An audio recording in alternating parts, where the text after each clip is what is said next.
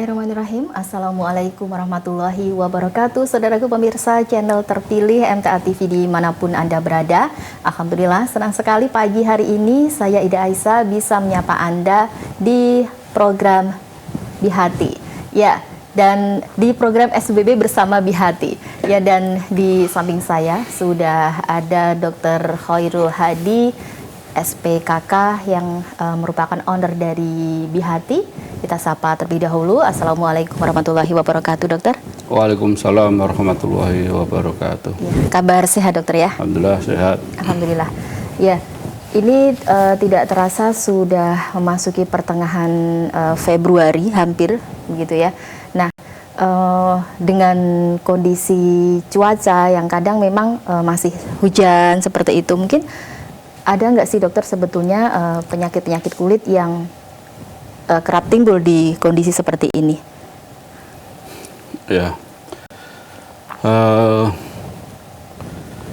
kalau dari pengalaman saya itu, karena klinik saya ini sudah orang mengenalnya sebagai klinik kecantikan ya, itu kok jarang saya tuh mendapat pasien-pasien orang sakit gitu ya.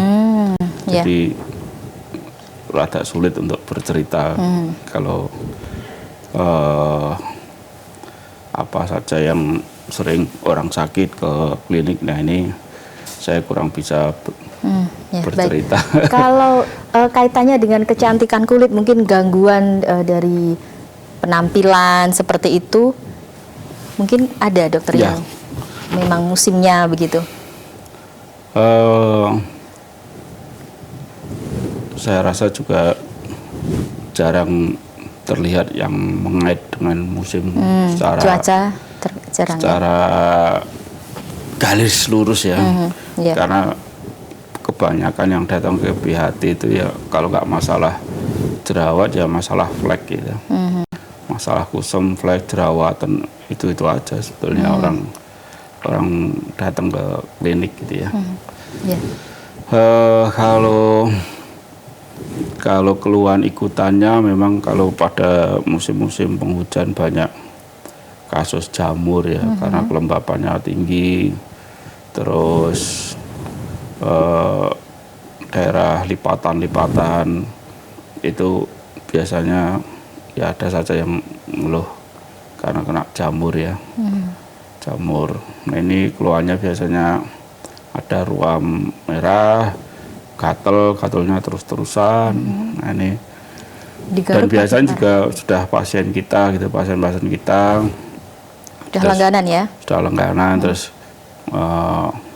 apa itu ada tambahan keluhan kok di bagian saya ini gatel gitu ya, gatel. Nah, setelah dilihat dan jarang pasien datang ke klinik tuh mau diperiksa sampai saya buka-bukaan itu zaman sekarang sudah jarang ya. Mereka itu sudah bawa foto, foto gitu. Bahkan di area saya daerah area Kelamin itu mereka sudah foto, tinggal yang ditunjukin fotonya gitu. Lebih praktis ya. Lebih praktis. Ya kayak gini dok gitu. Jadi saya pun juga sudah sungkan untuk periksa-periksa yang begitu ya. Iya, terlalu sensitif, terlalu pribadi ya. Ya, bahkan kadang-kadang saya minta fotonya aja. Kalau belum ada foto, sana silakan tunggu di luar. Di toilet di foto dulu. Oh, ya. Mungkin datang juga, mungkin saking malunya itu, ini ya mungkin pakai masker seperti itu ya dokter ya. Akhirnya ya sudah kalau ada keluhan-keluhan di daerah area kelamin itu mereka udah bawa foto di handphone kemudian ditunjukin gitu ya. Ya. Lebih praktis dan efektif ya. Ya bagi saya lebih praktis, lebih nyaman juga ya. Jadi mungkin ini sekaligus informasi ini untuk pemirsa yang barangkali juga punya gangguan kesehatan kulit begitu ya. Jadi di area-area tertentu yang mungkin ketika mau periksa itu masih mikir-mikir nanti dilihat sama dokternya jadi nggak enak. Nah, ini memang ini ya solusinya, kecanggihan teknologi, tinggal foto aja itu yang bagian yang mau dikeluhkan itu ya. Foto aja jadi dan tidak diedit ya. Nggak diedit.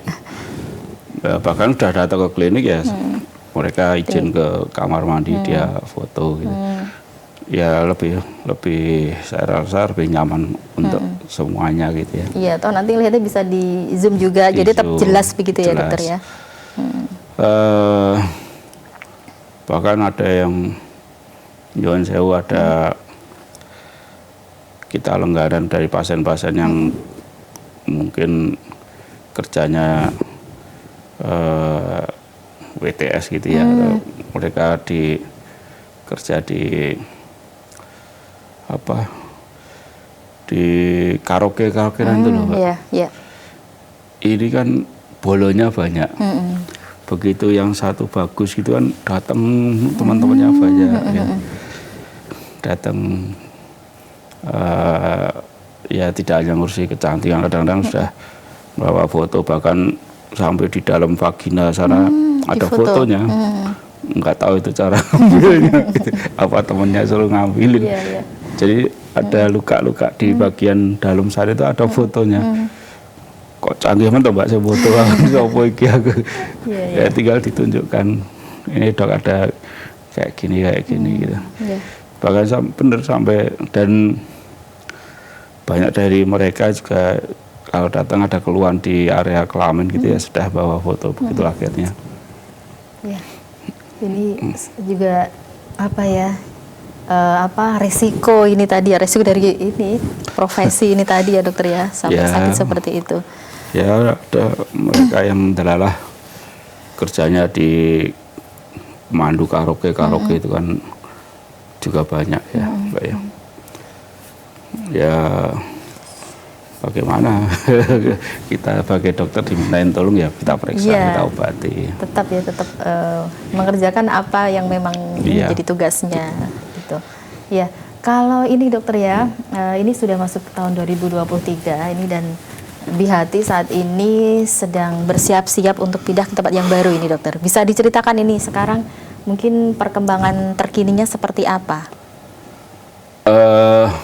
Ya alhamdulillah, ini Bihati ini dari dulu ini kan kita kontraktor ya. Ngontrak ya. Meskipun orang melihat gedungnya gagah di pinggir Slamet Riyadi, itu pasiennya banyak gitu itu ya. Ternyata ngontrak ya. Ya orang mengira punya saya, enggak, itu kontrak. Kalau dari dulu ya saya ngomong itu bukan punya saya, itu kontrak ya.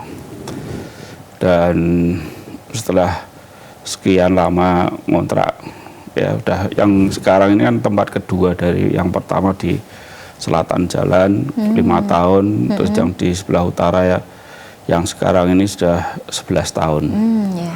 Jadi ya udah 15 tahun lah. Akhirnya diberi kekuatan sama Allah untuk bikin tempat sendiri gitu ya. Beli tanah sendiri, bikin sendiri. Tempatnya sudah kita bangun sendiri gitu ya. Sudah bukan kontraktor lagi insya Allah. Ya kepada kawan-kawan atau semua pemirsa yang melihat acara ini gitu. Jadi kalau bangun usaha itu nggak harus semua milik pribadi. Yang penting dikalkulasi secara bisnis masuk, ya sudah jalankan gitu ya. Jalankan, nggak usah harus apa-apa harus punya sendiri gitu ya. Dan banyak model bisnis sekarang ini banyak yang tidak harus punya sendiri, justru malah lebih kaya, lebih bersegi contoh gitu ya. Nah, ini hanya untuk bikin insight atau inspirasi aja. Mungkin pernah lihat ada hotel-hotel yang sekarang ini ditulisi Oyo.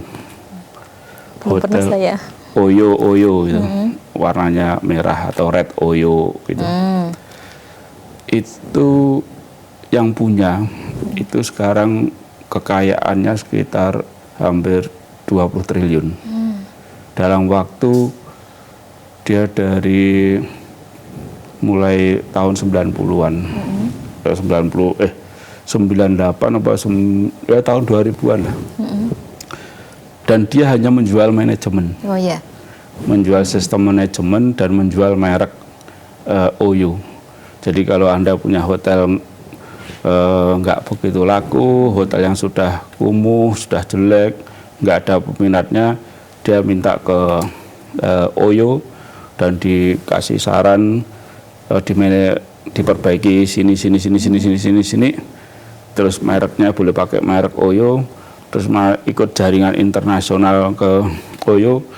Nah ini yang punya kan orang India, dan sekarang dia punya 43.000 hotel di bawah jaringan Oyo. Ya, itu padahal bukan bangunan milik sendiri ya? Bukan miliknya beliau, dia hanya punya merek dan punya sistem manajemen, dan sistem manajemen itu ditransfer. Kamu manajemennya gini, cuma ketika sudah mendaftarkan mau ikut manajemen Oyo, yang bayar gini, nanti hotel-hotel itu dibenahin ini gitu ya.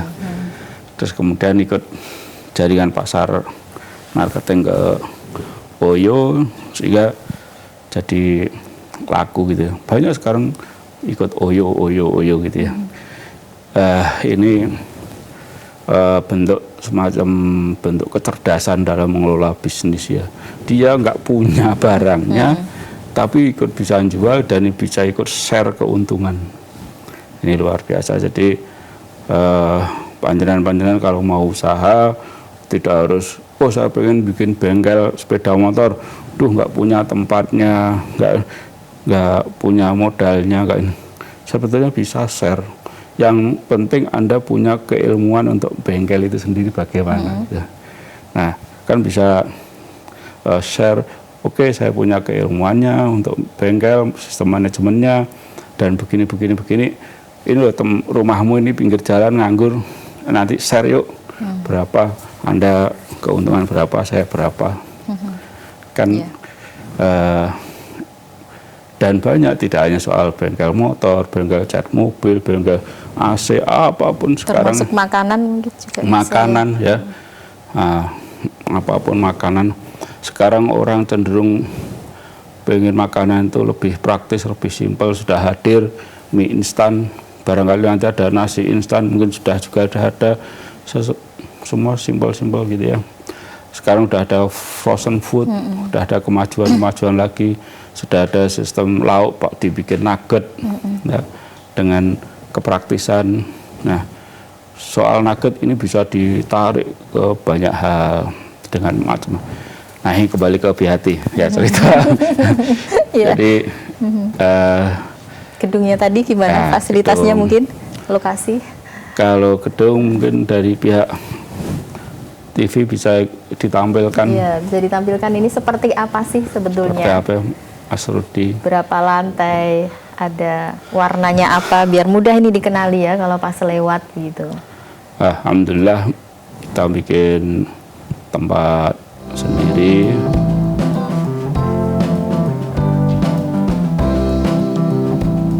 Mungkin bisa sambil dikomentari ini dokter. Ini wah sebesar ini ya. Bangunannya saya bikin 5 lantai. Yang lantai 1 untuk parkir, lantai 2 dan 3 untuk pelayanan. Lantai 4 itu nanti gudang sama produksi. Lantai 5 ya, untuk office, meeting, ya untuk hal-hal manajemen lah. Oh, berarti untuk intern ya meetingnya ya, intern. Bukan disewakan? Enggak disewakan, jadi semua banyak komen kok Godemen mau buat apa ini, mau buat ini.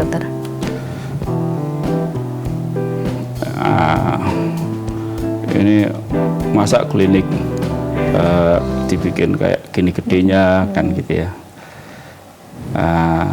Ya memang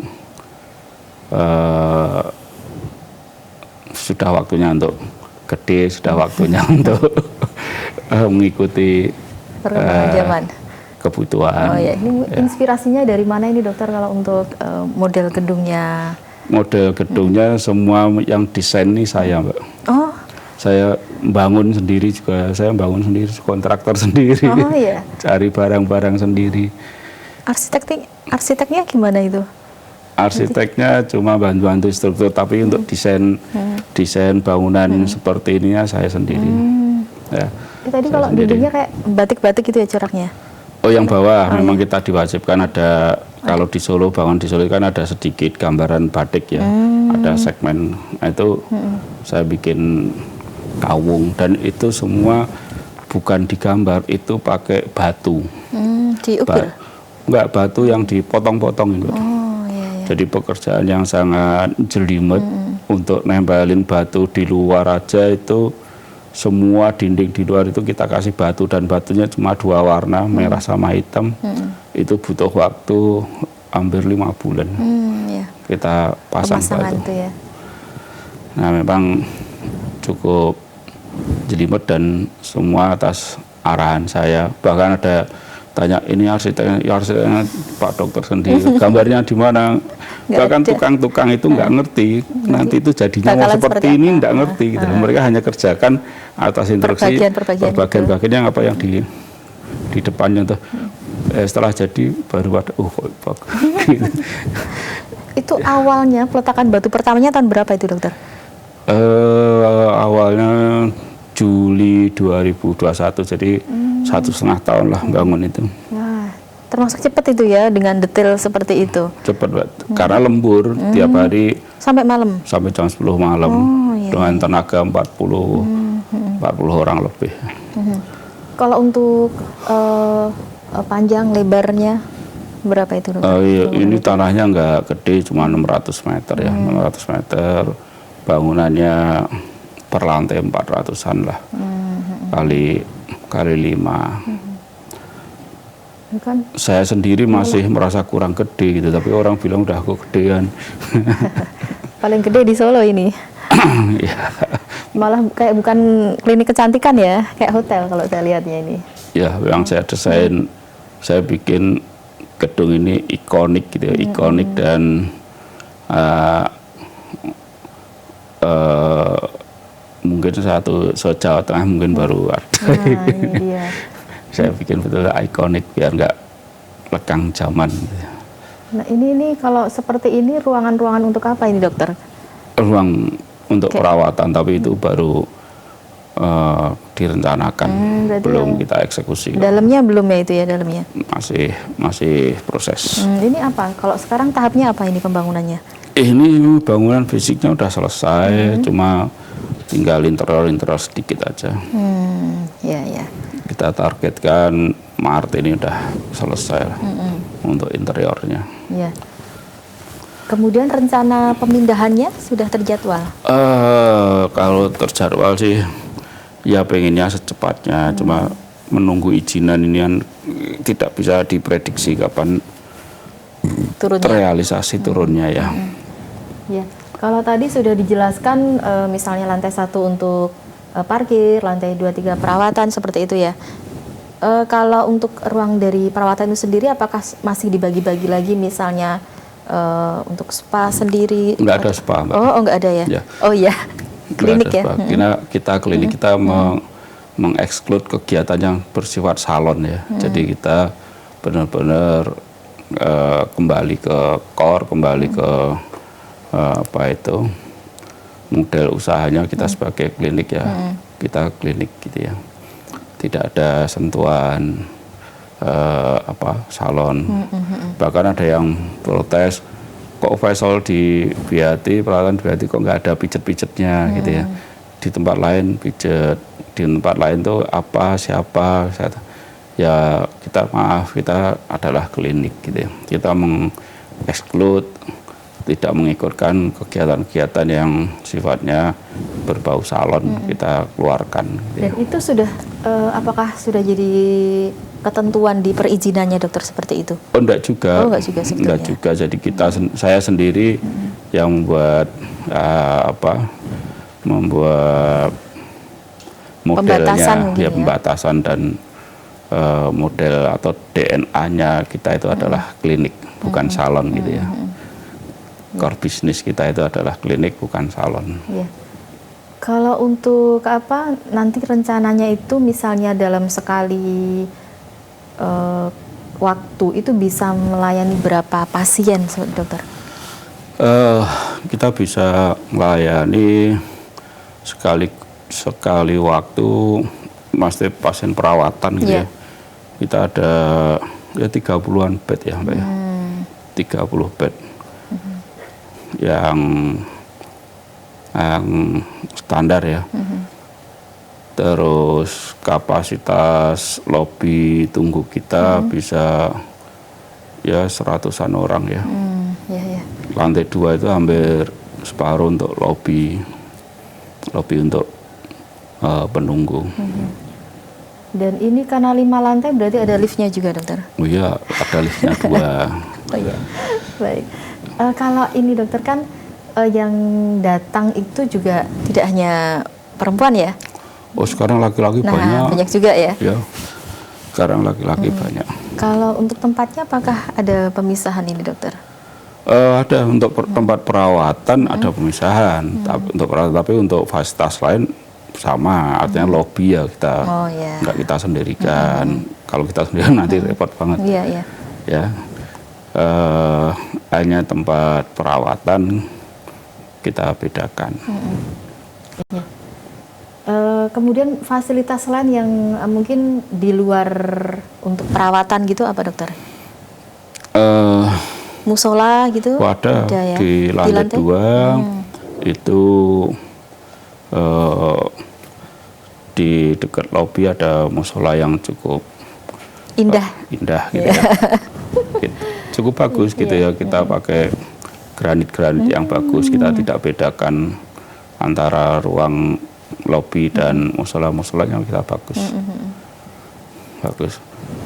Dan bisa muat kalau berapa ya, 3 saf ya 12 orang muat lah sekali kalau mau 8 sampai 10 muat. Jadi nggak terlalu kecil lah. Ini bisa dijelaskan dokter untuk apa lokasi depan Hotel Paragon ya? Ya, jadi gini, saya itu kan sengaja mau pindah cari tempat yang kira-kira orang gampang mudah untuk mengenal gitu ya. Maka saya delalah ada tanah di situ gitu, ada pilihan yang agak di sana ada, di sini ada, di timur Paragon juga ada. Nah saya ambil di situ karena betul-betul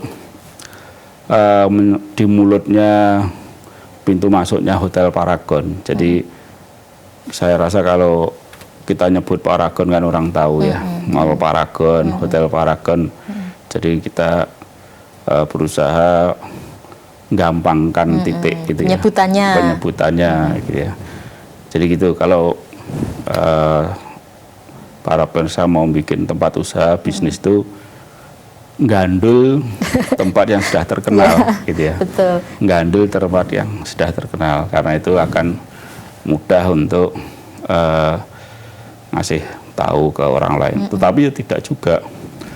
Saya itu kemarin sempat cari-cari bunga gitu ya. Terus saya diajak jalan sama ponakan yang saya tidak perkirakan. Ternyata di Tawangmangu itu ya kalau kita Tawangmangu mesti kan cuma jalan besarnya gitu. Setelah itu ambil ke selatan, terus muter bukit, muter gini. Itu dibalik di kanan jalan itu ada bukit, gunung lah ya. Terus di sana kita ada, itu orang hanya bertanam bunga gitu ya. Bunganya ya satu macam ya. Satu macam. Di depan rumahnya kanan kiri pokoknya ada kebun-kebun kosong kayaknya dia sewa. Dari tahun 2007 atau 2006 bahkan sebelumnya, cuma dulu sekarang mengkhususkan itu aja gitu, satu macam bunga. Itu jadi rezeki luar biasa gitu ya. Ini orang nggak pernah posting, nggak pernah iklan, nggak punya IG, kok iya rezekinya ada aja gitu ya. Tempat juga di balik gunung. Tahu enggak Pak? Tiap bulan itu nggak mati 1000 pot dijual. Padahal satu potnya minimal 50.000. Oh dijual. Ya, saya pikir untuk selfie. Enggak. Dijual. Kan punya banyak. Itu yang ngambilin para pedagang-pedagang, kirim Semarang, kota-kota. Itu sebulan nggak mati 1.000 pot. Lah kalau satunya 50.000 kali 1.050 juta, tinggal di rumah doang. Ya, padahal orang kan kalau sekarang jualan kan harus ngetop di IG atau dia nggak punya IG juga enggak.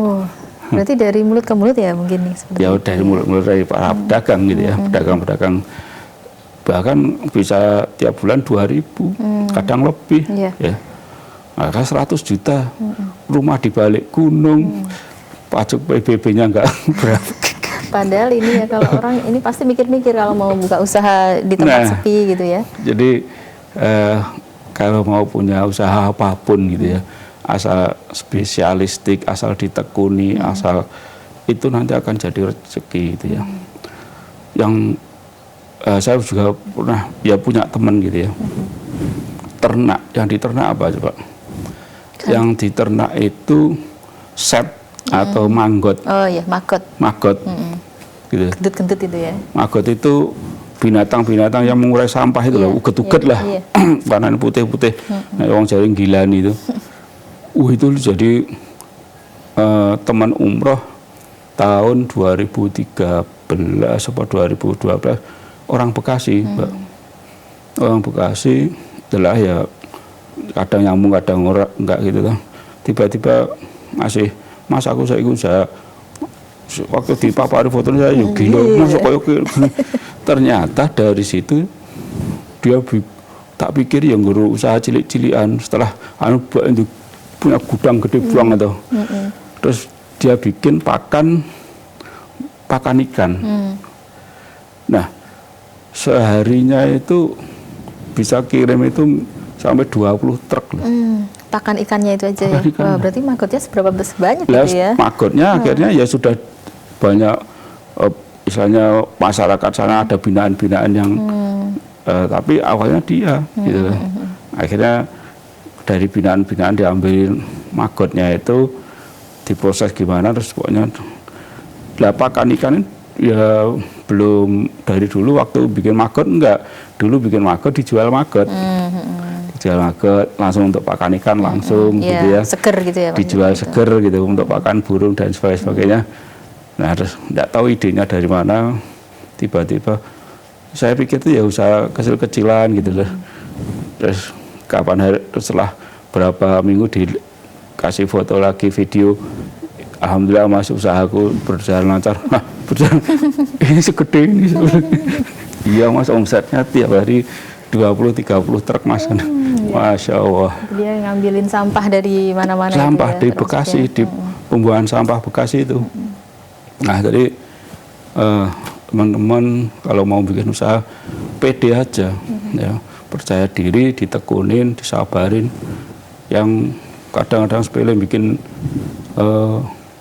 apa itu kurungan burung ya laku, bikin minggu jangkrik buat pakan burung, ya jalan terus gitu ya. Nah jadi usaha itu banyak macamnya, banyak rezeki, Allah itu menebar rezeki di setiap apapun gitu ya, bisa jadi rezeki, tinggal kita itu mau ikhtiar, mau menjemputnya enggak gitu ya. Kira-kira gitulah. Saya ini alhamdulillah dikasih kekuatan di gedung yang bisa seperti itu gitu ya, ya dalam rangka untuk menjemput rezeki gitu ya, menjemput atau ikhtiar menjemput rezeki. Kalau kita nggak ikhtiar, nggak berusaha kan nanti rezekinya kan nggak datang gitu ya. Dan kalau menjemput rezeki, kalau sudah jalan, sebetulnya kita itu cuma duduk gitu loh. Yang tukang punya bengkel kalau sudah jadi bos ya cuma duduk, bikin nota doang gitu ya. Yang saya ceritakan punya bunga di Tawangmangu yang pelosok, di peta mungkin nggak kelihatan gitu. Itu sekarang dia juga ya cuma kipas-kipas. Ya cuma ngeliat gitu toh. Terus gue celuk, men iki dingin iki. Tinggal tunjuk ya. Tinggal tunjuk dan perintah. Ya alhamdulillah rezeki itu kalau nanti kan udah akan datang kepada orang yang sengaja menjemputnya gitu. Ya kalau saya kan yang saya lakukan juga cuma duduk-duduk di klinik gitu ya. Sama ngeciwis. Duduk sama ngeciwis. Ngeciwis sama pasien ya? Ya ngeciwis sama orang yang butuh dikeciwisi. Iya. Ya. Tapi ini dokter kan apa namanya, kalau usaha itu pasti kan kadang ini ya ada hambatannya seperti itu kan. Kalau dari dokter sendiri juga pernah merasakan sampai gini, tantangan, hambatan dan sebagainya itu nggak usah dihitung, itu pasti datang kok gitu loh. Nggak usah diperhitungkan. Artinya nggak usah diperhitungkan serius gitu loh. Jangan menjadi ketakutan gitu ya. Ya wajar lah orang usaha naik turun gitu ya, ada, tapi nggak usah terlalu itu menjadi menakutkan terus nggak jadi jalan gitu ya. Jalani aja dengan kesabaran, ketekunan. Nanti itu Allah itu akan menuntun dapat ilmu dari sana, dapat ya begitulah. Saya gedung ini begitu bagus, begitu indah gitu. Menurut ukuran saya, enggak tahu kalau orang lain ngomong indah apa bagus atau keren atau enggak, tapi menurut saya keren, bagus dan indah. Itu ya saya selalu berdoa gitu ya, berdoa minta petunjuk, minta arahan, minta seperti apa gitu ya, minta seperti apa yang kira-kira gedung saya ini ikonik, yang apa itu orang lihat itu langsung tidak lekang zaman, modelnya bagus. Terus itu saya sengaja berdoa minta petunjuknya Allah gitu ya. Dan ya ada aja, lah lihat apa, lihat Pinterest, lihat IG, ada jendela yang bagus nih, ambil jendelanya, ambil pilarnya ini, ambil ini, jadi nggak bentuk gedung, jadi ambil. Terus ada gedung di luar negeri sana yang bagus, sudut ini yang kita ambil, kita padu-padukan gitu aja. Nah kenapa? Nah inilah campur tangannya Gusti Allah gitu ya. Kenapa saya dibikin tertarik dengan apa yang saya lihat, saya ambil, kan gitu tuh. Nah ini tidak ada yang kebetulan ya dokter. Nah itu Allah lah yang koyong ini lo, kan koyong ini, iki apik lo, iki lo. Screenshot nanti diambil sebagai contoh. Dan jadinya ya ini ya apa ya, sesuai serasi begitu. Lah, padahal ambil sana ambil sini. Ambil sana ambil sini, nanti bentuknya gini-gini. Ya begitulah ya jadinya. Ya baik. Kalau sesuatu itu kan kita wajib usaha, setelah itu kan suruh tawakal gitu ya. Tawakal ala Allah. Nah bentuk-bentuk ilmu ini kan kita terapkan sedikit-sedikit dalam perbuatan nyata, rakyat yang kecil-kecil gitu, kita wujudkan gitu ya. Tidak banyak ilmunya tapi kita nggak pernah mewujudkan kan gitu. Kulaan ilmu. Ya kulaan ilmu terus kerjainnya, enggak ya. Kalau betul-betul tawakal ya kita betul-betul minta petunjuk, terus minta rezekinya juga gitu ya. Ya alhamdulillah rezekinya harus dikasih. Doanya dikencengin ya dokter ya. Doanya kencengin ya, banyaklah dari kawan-kawan semuanya. Mungkin berangkat dulu orang tuanya nggak punya, nyatanya bisa sekolah jadi sarjana, jadi dokter. Katalah teman-teman selevel saya atau selevel umurnya maksudnya atau di atas saya, dari background orang tua yang begitu gitu ya, kita bisa sampai di sini ya. Mereka orang tua mendoakan, kita pun juga berdoa gitu ya. Nah itu kan bisa jadi sampai di sini kan gitu kan.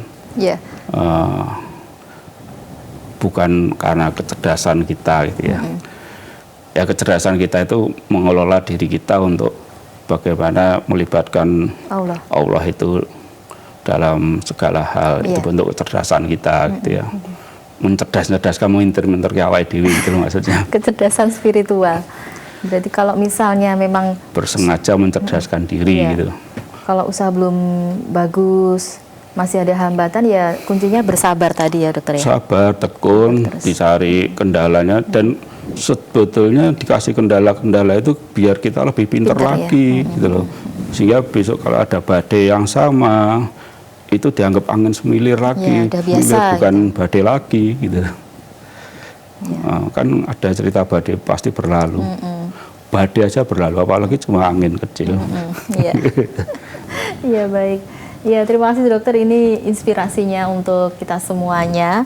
Sudah ngobrol banyak ini ya tentang bagaimana menjalankan usaha, tekun berdoa, kemudian bersabar dan selalu melibatkan Allah ya dokter ya. Iya, subhanallah itu ya pandai mensyukuri ya, dan mengoreksi apakah kita ini sudah menjadi orang yang pandai bersyukur apa tidak gitu. Iya. Itu menjadi pertanyaan besar yang selalu saya pertanyakan juga gitu ya.